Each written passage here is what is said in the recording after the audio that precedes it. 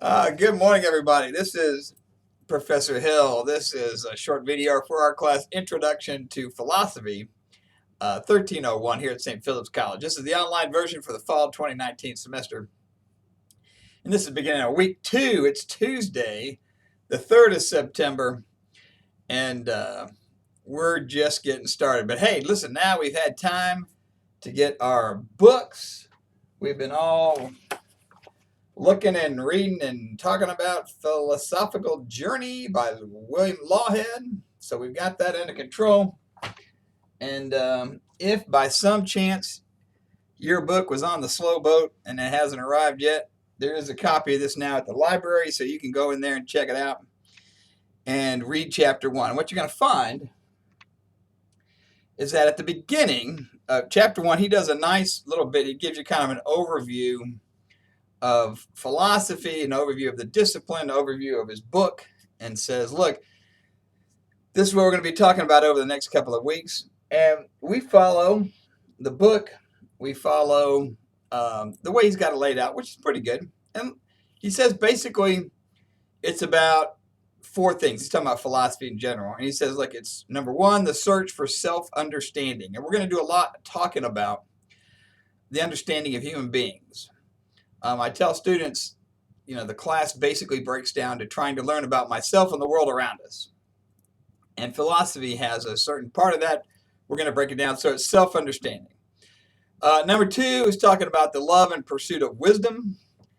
And that's where we see right off the bat the definition of philosophy comes from the love of wisdom, and the Greeks being the first people that spent some time in an intentional, structured way talking about this.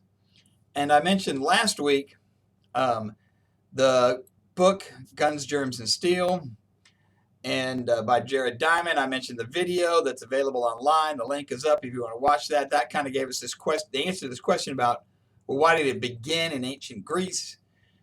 And so we had a chance to see a little bit about the Fertile Crescent spread throughout the Mediterranean, the technology of plants and animals that allowed stable food supplies, and that meant stable settlements, permanent cities arose, empires arose, and that's how we get people who now, for the first time in history, have time on their hands, time to diversify and do other things, including becoming the first philosophers. So we see some of that in that book, in that 1-hour video. But that leads up to this question about the second of the 4 things, the love and pursuit of wisdom, getting started with a good answer, a good intentional structured answer from the ancient Greeks.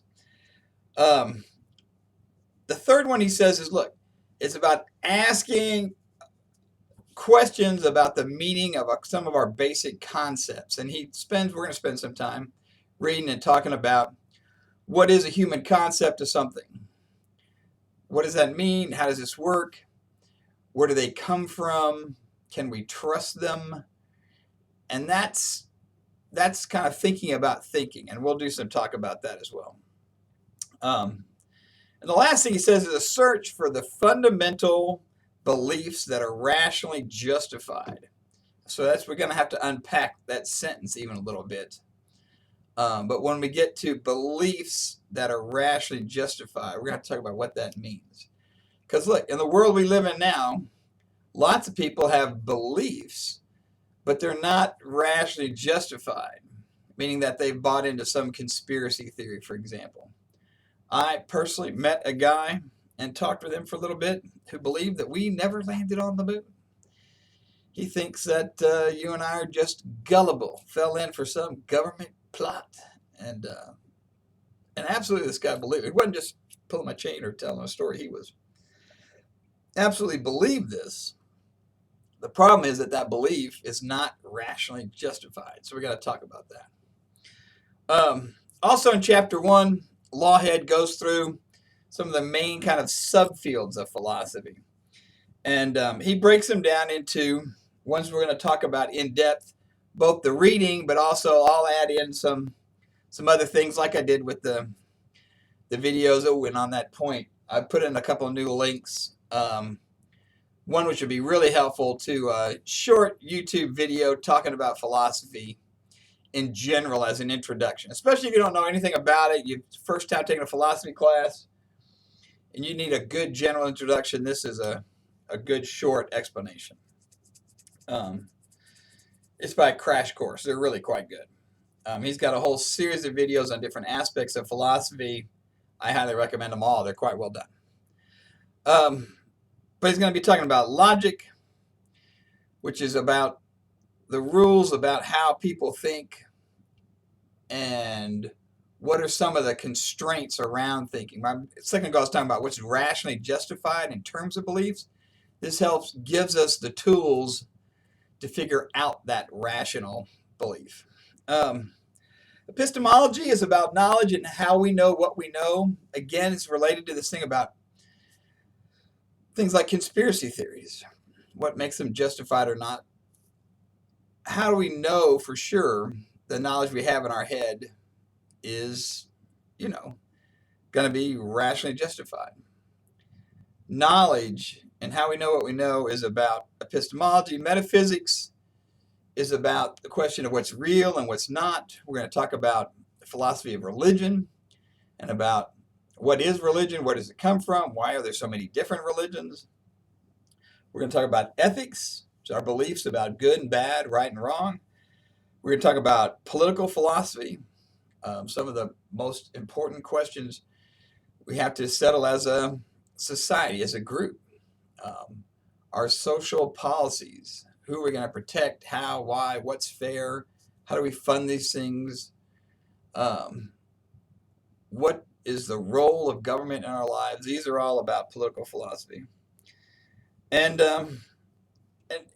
all of these different subcategories of philosophy are things that Lawhead begins to address in the first chapter of our textbook. So he's just kind of laying it all out, and then he's going to start by talking about philosophy. What is it? What's the history of it? Where does it come from? And launch our beginning of talking about self-understanding. How do we understand ourselves? And that's got different aspects to it because, again, we're complicated creatures. We've got,